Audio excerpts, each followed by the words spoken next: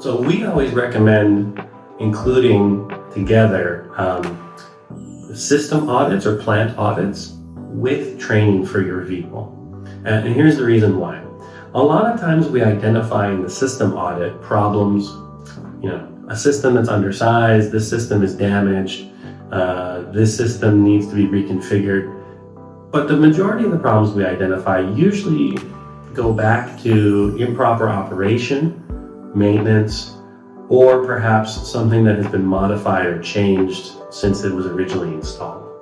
So when we combine the two things together, we have the system audit usually the first day of our visit, and then when we have the training, we're able to address both things at the same time. The physical installed problem, but also the operations, maintenance perspective that needs to be corrected.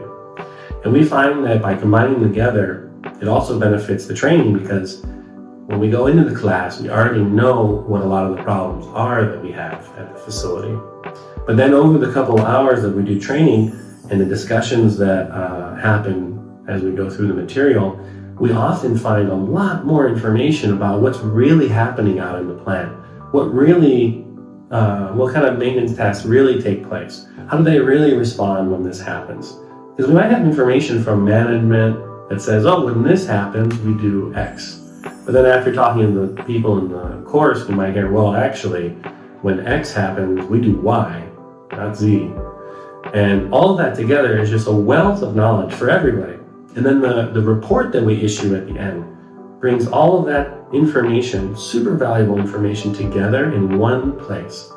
So then we can present to management, here's things we found, here's things we confirmed by speaking with your people, and here are things you can physically change, and here's other things that you can change in how you operate, how you train, how you educate, how you instruct your people.